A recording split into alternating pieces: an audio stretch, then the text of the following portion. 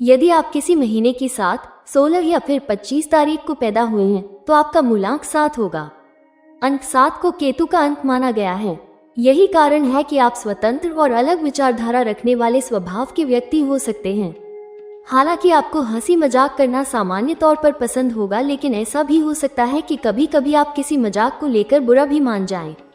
ऐसी स्थिति में आपको चाहिए कि हंसी मजाक उसी के साथ करें जिसके मजाक आप बर्दाश्त कर सकते हो, अथवा जो व्यक्ति तमीज में रहकर हंसी मजाक करता हो उसके साथ मत हंसी मजाक करें। अन्य लोगों से इस तरह के व्यवहार वाला रिश्ता न रखें।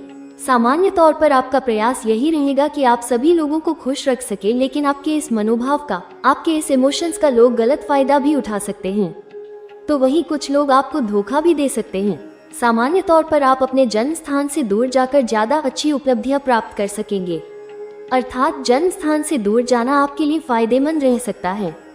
नई नई जगह पर जाना और नई नई चीजों को सीखना आपकी आदत हो सकती है।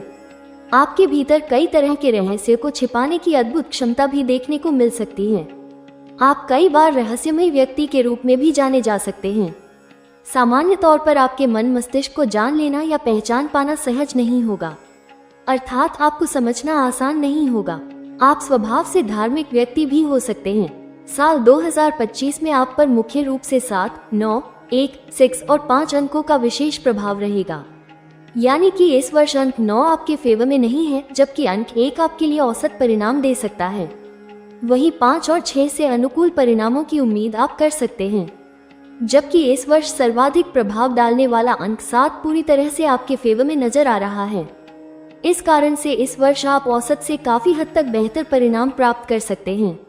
भले ही सब कुछ बहुत अच्छा न रहे, लेकिन एवरेज से बेहतर परिणाम प्राप्त करने के कारण आप इस वर्ष के लिए सफल व्यक्ति माने जाएंगे। ये साल आपको बहुत कुछ सिखाने का काम कर सकता है। हालांकि कई बार सीख तब मिलती है जब कुछ चीजें बिगड़ जाती हैं या कुछ चीजें बिछड़ जाती हैं, लेकिन इस साल बिगड़ते बिगड़ते चीज सुधर जाएगी और बिछड़ते बिछड़ते लोग ये चीजें वापस मिल जाएगी। इसीलिए हम इस वर्ष को उपलब्धिदायक किंतु सीख देने वाला कह रहे हैं। इस वर्ष आपको अच्छे बुरे का ज्ञान हो सकेगा। इस वर्ष आपको अपने मित्र और मित्र का दिखावा करने वाले व्यक्ति का भी ज्ञान हो सकेगा। आप जान सकेंगे कि इस वर्ष के लिए आपका मुख्य उद्देश्य क्या है, जिंदगी इस साल आपसे क्या चाहती है। धर्म और आध्यात्म की दृष्टि से भी इस साल को अच्छा कहा जाएगा। आप धार्मिक यात्राओं पर जा सकते हैं। किसी ज्ञानी व्यक्ति से आपका जुड़ाव हो सकता है। इसके अलावा आप बहुत सी चीजों की प्राप्ति भी कर सकेंगे। आर्थिक मामले के लिए साल सामान्य तौर पर मिले जुले परिणाम देता हुआ प्रतीत हो रहा है। वहीं पारिवारिक या अन्य रिश्तेदारों से संबंधित मामलों के लिए भी साल औसत रह सकता है। कार्यक्षेत्र से जुड़े मामलों में आपको औसत से बेहतर परिणाम मिल सकते हैं। प्रेम संबंध और विवाह से संबंधित मामले में भी आप औसत से बेहतर परिणाम प्राप्त कर सकते हैं। यदि आप विद्यार्थी हैं तो सामान्य तौर पर आप अनुकूल परिणाम प्राप्त कर सकेंगे।